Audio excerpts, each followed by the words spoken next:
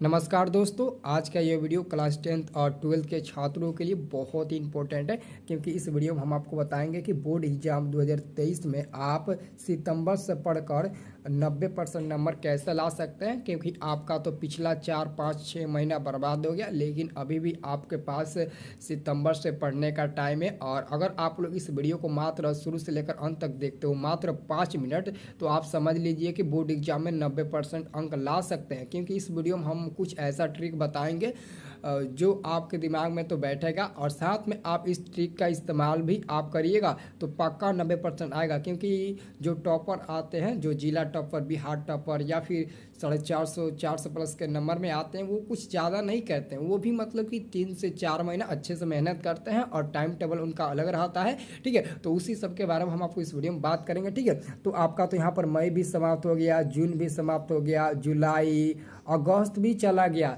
तो आपके पास बचा क्या? अगस्त के बाद सितंबर, अक्टूबर, नवंबर, दिसंबर और जनवरी, यानी कि मात्र 5 महीना बाकी। और फरवरी में तो आपका एग्जाम ही होता है, तो मात्र 5 महीना बाकी है। कितना दिन बाकी है? तो मात्र 5 महीना बाकी है। ठीक है, यानी कि 150 दिन अभी आपके पास बाकी है। तो 150 दिन का टाइम टेबल क्या है? 150 दिन हमको पढ़ना क्या है? क्या दिन रात पढ़ना है? नहीं, दिन रात भी आपको नहीं पढ़ने दूंगा। ठीक है, क्योंकि जो दिन रात पढ़ता है उसका मात्र 60% ही अंक आता है, यानी कि 300 ही नंबर आता है। लेकिन जो बंदा दिमाग से और अलग से टाइम टेबल बनाकर पढ़ता है, वही इस समय टॉपर करता है। तो उम्मीद चाहेंगे कि आप लोग भी टॉपर बनिएगा। देखिए, मौका तो सबको मिलता है, मौका सबको मिलता है, लेकिन मौके का कोई फ़ायदा नहीं उठा पाता है। ठीक है, तो वीडियो शुरू से लेकर अंत तक देखना। मात्र 5 मिनट का वीडियो आपको ये बोर्ड एग्जाम में 95% अंक ला सकता है, एकदम 100%। देखिए, इस वीडियो को देखिएगा ना तो आपके अंदर जुनून पैदा होगा, कुछ ना कुछ हौसला आपको यहाँ से मिलेगा और वो हौसला आपको बोर्ड एग्जाम में काम आएगा। इतना मैं गारंटी के साथ कहता हूँ। ठीक है, अब देखिए, आपको यहाँ पर हम आपको सबसे पहला टॉपिक है कि टॉपर कैसे पढ़ते हैं, टॉपर कैसे बनते हैं और टॉपर एक्चुअली में पढ़ते कैसे हैं। ठीक है, तो देखिए, टॉपर और आप में कोई फ़र्क नहीं है। जैसे कि टॉपर भी एक मतलब कि लड़का है या फिर लड़की है, मतलब कि टॉपर भी एक छात्र है, जो टॉपर बन रहा है वो भी तो एक छात्र है। वो मतलब वो भी किसी माँ बाप के लड़के होंगे, लड़की होंगे। ठीक है, और आप भी किसी माँ बाप के लड़के हैं और लड़की है, और आप भी स्टूडेंट है, वो भी स्टूडेंट है। तो दोनों में फ़र्क है? फ़र्क कुछ नहीं है, बस पढ़ने का तरीका अलग अलग है। आप कुछ और सोचते होंगे, वो बंदा कुछ और सोचता होगा, लेकिन सब कुछ पढ़ने का तरीका सेम है। टॉपर जो बुक का इस्तेमाल करता है, वही बुक का आप भी इस्तेमाल करते हैं। जो टॉपर बुक का तैयारी करता है ना, वही आप भी तैयारी करते हैं। जैसे कि टॉपर भी एनसीईआरटी बुक मैथ बनाता है, जैसे कि एनसीईआरटी मैथ क्लास 10th का टॉपर भी बनाता है, क्लास 12th का वो भी बनाता है, तो आप भी बनाते हैं। ऐसा नहीं है कि आप मैथ नहीं पढ़ते हैं और वो पढ़ता है, आप भी मैथ पढ़ते हैं, वो भी मैथ पढ़ता है। इसमें कोई मतलब कि अलग नहीं है। और जिस कॉपी पर आप लिखने का प्रयास करते हैं, जैसे कि यही कॉपी होगा, इस पर हम लिखते हैं, कोई सवाल बनाते हैं, तो इसी कॉपी का आप भी इस्तेमाल करते हैं, इसी कॉपी पर वो भी इस्तेमाल करता है। सेम कॉपी, सेम बुक और सेम पेन, सब कुछ सेम रहता है। ठीक है, और सेम टीचर। देखिए, इसमें सेम टीचर मैंने लिखा, इसलिए लिखा जैसे कि आपके टीचर्स अलग अलग होंगे और उनके टीचर अलग है, लेकिन कोई मतलब कि आपका टीचर अलग है, भले ही टीचर अलग है, लेकिन टीचर है ना। इसलिए सेम टीचर से भी आप भी पढ़ाई करते हैं, तो सेम टीचर से वो भी पढ़ाई करता है। ठीक है, और सेम पेपर। बोर्ड एग्जाम में तो सबको सेम पेपर मिलता है, इसमें तो कोई आपत्ति नहीं है। तो बोर्ड एग्जाम में सेम पेपर आपका भी मिलता है, तो सेम पेपर उसका भी मिलता है, तो इसमें कोई आपत्ति नहीं है। ये आप लोग के ऊपर डिपेंड करता है कि मैं क्या करूं। ठीक है, अब देखिए, टॉपर बनने का मूल मंत्र आगे आपको मिलने वाला है। तो अभी तक आपने इस वीडियो को लाइक नहीं किया तो एक लाइक जरूर करिएगा, और अपने ग्रुप में, व्हाट्सएप ग्रुप में, टेलीग्राम ग्रुप में अपने दोस्तों के पास इस वीडियो को शेयर जरूर करिएगा। ठीक है, और जो लोग हमारे ऐप को डाउनलोड नहीं किए हैं, वीडियो को डिस्क्रिप्शन में ऐप का लिंक मिल जाएगा, आप लोग डाउनलोड कर लेना, वहाँ से डेली टेस्ट दीजिएगा ताकि आपका कॉन्फिडेंस बरकरार रहे। ठीक है, और साथ में हमारे व्हाट्सएप ग्रुप में भी जुड़ जाना। ठीक है, अब चलिए आगे का मूल मंत्र देखते हैं। देखिए, आपका आगे का मूल मंत्र क्या है? टॉपर बनने का मूल मंत्र, टॉपर बनने का मात्र यही एक मूल मंत्र है। क्या है? टॉपर बनने का मात्र यही एक मूल मंत्र है। अब यहाँ पर हमको सोचना है। देखिए, टॉपर बनने का मूल मंत्र यही है कि आप हमेशा 5 महीने के अंदर का ये टाइम है। 5 महीने के अंदर आप हमेशा जब भी अपने बिस्तर पर या फिर पढ़ने बैठिएगा, तो उस समय किताब लेकर जरूर बैठिएगा। अगर आप कोई एनसीईआरटी का किताब लेकर बैठते हैं, जैसे कि मान लेते हैं कि कोई बंदा पढ़ने बैठता है तो वो सबसे पहले हिंदी का बुक लेकर बैठता है। मान लेते हैं कि हिंदी का आप बुक लेकर बैठते हैं, तो कम से कम आप हिंदी का बुक लेकर बैठेंगे तो उसमें कोई ना कोई कहानी का चैप्टर होगा या फिर कविता का चैप्टर होगा या फिर हिंदी वर्णिका का कोई चैप्टर होगा। तो आप उस चैप्टर को अगर लेकर बैठते हैं तो आपके दिमाग में मतलब कि आप तो पहले से ही ठान लिए हैं कि हमको बोर्ड एग्जाम में अच्छे नंबर लाना है। तो आप उस समय क्या करेंगे, आपको उस समय एक चैप्टर को मतलब कि लेना है और उस चैप्टर को मात्र 30 से 40 मिनट या फिर 20 से 30 मिनट के अंदर आप उस चैप्टर को एकदम क्लियर कर लीजिए पढ़कर। अगर आप उस चैप्टर को पढ़कर क्लियर कर लेते हैं तो एक तो बात वहाँ पर बनेगा कि आपका जितना भी उस चैप्टर से सब्जेक्टिव बोर्ड एग्जाम में पूछेगा वो कोई नहीं रुकेगा, आप पूरा लिख देंगे। क्योंकि बोर्ड एग्जाम में सब्जेक्टिव लिखने का तरीका उसमें खूब दिया रहता है कि विद्यार्थी यथासंभव अपने ही शब्द में उत्तर दे, यानी कि जिस शब्द में आपको याद है प्रश्न सब्जेक्टिव उसी शब्द में आपको बोर्ड एग्जाम में आंसर देना होता है। ये नहीं कि आप क्वेश्चन अलग से क्वेश्चन बैंक से या फिर मॉडल पेपर के जरिए या फिर गेस्ट पेपर के जरिए याद कर लिए और हूबहू रट्टा मारकर वही जाकर एग्जाम में लिख दिए। तो जो टीचर भी कॉपी जांच करेगा तो देखेगा हूबहू मॉडल पेपर का है, सेम टू सेम है, अलग अलग इसमें वर्ड का यूज हुआ है, तो वो नंबर काट देगा क्योंकि वो समझेगा कि तुम तो नकल करके लिखे हो। लेकिन अगर आप यथासंभव अपने ही शब्द में उत्तर दोगे तो पूरा नंबर मिलेगा। ये है आपका हमेशा किताब लेने का ट्रिक और इसी से आपका एक भी नंबर नहीं कटेगा। ये जो टॉपिक है हमेशा किताब लेकर पढ़ने बैठना, इससे आपका एक भी बोर्ड एग्जाम में नंबर नहीं कटेगा। ठीक है, अब आप देखिए ये कड़वी सच्चाई है, जो बंदा 8 से 10 घंटा पढ़ता है उसका 60 से 80% मतलब कि लाते हैं। यानी कि मतलब खूब से खूब अगर कोई बंदा है जो 8 से 10 घंटा मेहनत करके पढ़ता है तो ये उसका इतिहास गवाह है कि वो 60, 70 से 80% से ज़्यादा नंबर नहीं ला पाता। लेकिन ये भी स्मार्ट वर्क की कड़वी सच्चाई है कि जो बंदा 3 से 4 घंटा पढ़ता है उसका 90 और 95% नंबर आता है। और इसका मतलब कि इस्तेमाल हमारे टॉपर्स करते हैं। कौन करते हैं? तो टॉपर करते हैं। देखिए टॉपर और आप में कोई भी फर्क नहीं है, तो इसका मतलब कि इस रूटीन का इस्तेमाल टॉपर करते हैं स्मार्ट वर्क का। तो क्यों ना आप भी करें। आप 8 घंटा 10 घंटा क्यों पढ़े, उसमें से आधा से भी कम आपको पढ़ना है, आधे से भी कम पढ़ना है। वो भी मैं आपको ट्रिक बता देता हूँ। देखिए आप तो 8 से 10 घंटा पढ़ते हैं, लेकिन आप जब पढ़ने बैठते हैं तो आपके सामने मोबाइल फ़ोन होना चाहिए। अगर मोबाइल फ़ोन नहीं होगा तो आप तो पढ़ने बैठेंगे नहीं। यही कारण है कि आप 2 घंटे की जगह पर 8 घंटा पढ़ लेते हैं। आपके पास मोबाइल रहता है, 1 मिनट पढ़ते हैं तो 4 मिनट मोबाइल फ़ोन का यूज करते हैं। यही कारण है कि 2 घंटे की जगह आप 8 घंटे पढ़ लेते हैं और इसलिए आपका नाम होता है कि आप 8 से 10 घंटा पढ़ते हैं। लेकिन टॉपर क्या करते हैं, वो मतलब कि 2 ही घंटा पढ़ते हैं और 2 ही घंटे में उनके पास कुछ भी नहीं रहता, ना ही मोबाइल रहता है, ना ही मतलब कि कोई भी मतलब कि सॉन्ग सुनने वाला मोबाइल फ़ोन होता है, कुछ भी नहीं होता। बस उनके पास किताब कॉपी पेन होता है और क्वेश्चन को मतलब कि सॉल्व करने का मतलब कि जो भी औजार वगैरह होगा वही सब रहता है और उनके मन में यही रहता है कि हमको बोर्ड एग्जाम में अच्छे नंबर लाना है और टॉपर बनना है। ठीक है, तो यही कारण है आप में और रूप में। ठीक है, अब चलिए आगे हम देखते हैं। अब आपको क्या करना है, अब आपको अपना एक गोल सेट करना है। जैसे कि कोई नहीं करता है कि आपके जीवन का गोल क्या है। जैसे कि मैं आपसे कहता हूं कि मेरे जीवन का एक ही गोल है कि मैं इंडियन आर्मी में भर्ती हो जाऊं और मैं देश की सेवा करूं। तो आप लोगों का क्या गोल है, आप कमेंट सेक्शन में ज़रूर हमें बताइएगा। ठीक है, अब यहाँ पर आपको पहले नंबर में देखना है कि सेट योर गोल। आप अपने मतलब कि बोर्ड एग्जाम की तैयारी कर रहे हैं तो आप कौन सा गोल सेट करेंगे। देखिए गोल सेट करने का मतलब है कि आप 80% का गोल सेट किए हैं या फिर 85 या फिर 90 या फिर 95% का, इनमें से आपको एक गोल सेलेक्ट करके ही आपको सारा प्रोसेस करना है। ठीक है, ये नहीं कि आप 60% का गोल कर लिए। देखिए 60% का गोल तो 30 से 40 दिन पढ़ने वाले बच्चे कर लेते हैं। 30 से 40 दिन के अंदर आप पढ़कर 60% नंबर ला सकते हैं। ये आपका गोल नहीं है, ये तो फेकू गोल है। 30 से 40 दिन के अंदर पढ़कर आप 60% ला सकते हैं। ये आप गोल मत, इस गोल का इस्तेमाल मत करिएगा क्योंकि इतिहास गवाह है। जैसे कि अगर हम ठानते हैं कि 450 नंबर आए और उसी मतलब कि 450 नंबर के लिए हम पढ़ाई करते हैं तो 400 प्लस कभी कभी नहीं आता है, तो उससे कम जरूर आता है, लेकिन 400 जरूर आता है। इसी बात को गौर करिएगा। अगर 60% का टारगेट लेकर पढ़िएगा तो हम कभी 60% आएगा नहीं, उससे कम ही आएगा। इसलिए टारगेट रखिए 95% का, 95 नहीं आएगा तो 90 आएगा, अगर 90 का रखे हैं तो 85 आएगा, 85 का रखे हैं तो 80 आएगा। इन चारों में से कोई एक टारगेट रखिए बोर्ड एग्जाम 2023 के लिए। ठीक है, ये आपका टारगेट जरूरी है, बहुत ही ज़्यादा जरूरी है। और साथ में सेट योर टाइम टेबल। आपको अपना एक पढ़ने का टाइम टेबल सेट करना है और ऐसा टाइम टेबल हो जो रोज आप फॉलो कर सकें।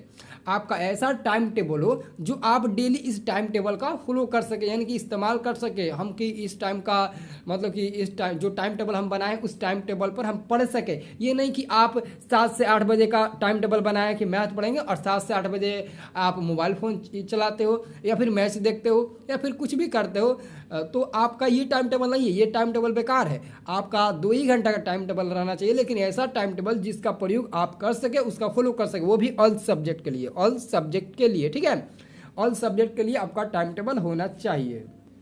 अब यहाँ पर हम बात करेंगे सिलेबस के बारे में, क्योंकि बहुत ऐसे लड़के हैं जिनको मतलब कि जैसे 5 सब्जेक्ट है, 6 सब्जेक्ट के, जैसे कि हिंदी हो गया 10th में, 10th का हिंदी हो गया, साइंस हो गया, सोशल साइंस हो गया, मैथ हो गया, संस्कृत हो गया, इंग्लिश हो गया। इन सभी विषय में बहुत ऐसे विषय हैं जो आपको काफ़ी कमज़ोर है, आपका काफ़ी मतलब कि ज़्यादा वीक है, आप अच्छे से समझ नहीं पाते हैं और वो काफ़ी मतलब कि वीक है आपका विषय। तो देखिए सिलेबस में आपको सबसे पहले जानना होगा कि किस विषय में कितना चैप्टर है। जैसे कि मैथ में क्लास 10th के मैथ में 15 चैप्टर है, तो आपको पता होना चाहिए कि इसमें 15 चैप्टर है और 15 चैप्टर में से किस चैप्टर से कितना नंबर का क्वेश्चन पूछा जाता है, उसके बाद ये आपको जानना जरूरी है। जैसे कि आपके एनसीईआरटी मैथ क्लास 10th में त्रिकोणमिति चैप्टर से सबसे ज़्यादा प्रश्न पूछे जाते हैं और दूसरे नंबर पर आता है कोऑर्डिनेट ज्योमेट्री, जिसको हम हिंदी में निर्देशांक ज्यामिति बोलते हैं, कोऑर्डिनेट ज्योमेट्री, ठीक है। इस चैप्टर से भी ज़्यादा प्रश्न पूछा जाता है, ऑब्जेक्टिव सब्जेक्टिव दोनों, ठीक है।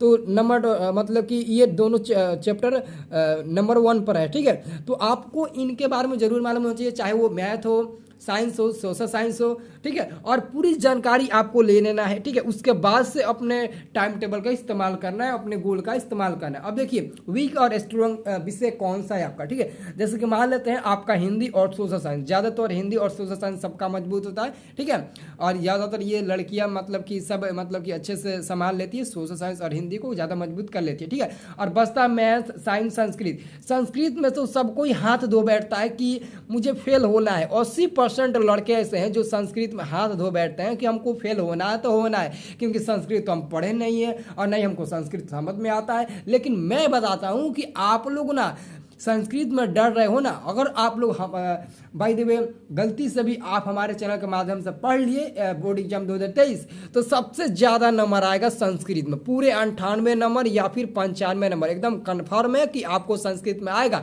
क्योंकि ये हो चुका है बोर्ड एग्जाम 2022 में, ये हो चुका है। बहुत ऐसे लड़के हैं जो काफ़ी डरते थे संस्कृत में नंबर लाने को, संस्कृत में कैसे लिखेंगे, क्या करेंगे।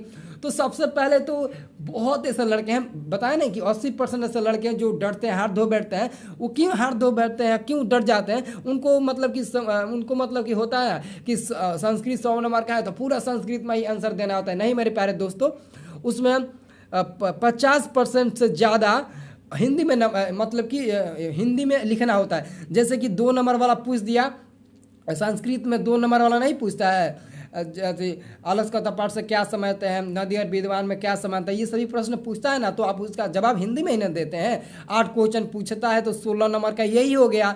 और उसी बुक में से पूरे मतलब कि 50 नंबर 40 नंबर ऑब्जेक्टिव पूछ देता है। तो समझ लीजिए 50 से ज़्यादा तो आपको हिंदी में ही उत्तर देना है। उसके बाद से उसमें लेटर पूछता है, अनुच्छेद पूछता है, अनुवाद पूछता है, ठीक है।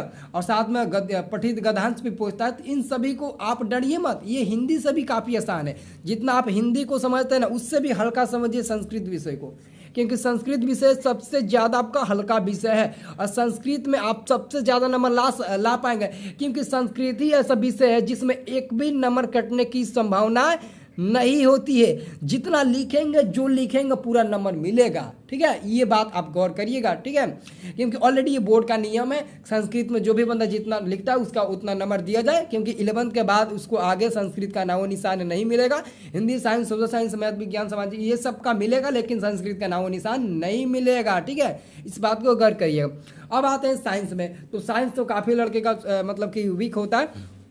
तो साइंस में आपको क्या करना है, सबसे पहले आपको आलोक प्रकाशन का आप खरीद लीजिएगा, आलोक प्रकाशन का, फिजिक्स, केमिस्ट्री, बायोलॉजी का, ठीक है। जो भी लड़के 10th में होंगे, आलोक प्रकाशन का, ठीक है। मैं बता देता हूँ किताब का नाम, आलोक प्रकाशन का आप लोग किताब खरीद लीजिएगा, ठीक है। दिखा देता हूँ आलोक प्रकाशन का कैसा रहेगा, ठीक है। और ये देखिए, यही आपका आलोक प्रकाशन का है, ठीक है। और इसी आलोक प्रकाशन के आप लोग बुक खरीदिएगा, ठीक है। यहाँ पर मैं आपको दिखा देता हूँ, ठीक है। यही आलोक प्रकाशन का इसका पहला वाला पेज यहाँ पर तो जिल लगा दिए हैं। तो रुकिए हम एक और दिखाते हैं, ठीक है। हाँ ये देखिए, ये आपका बायो का है, ठीक है।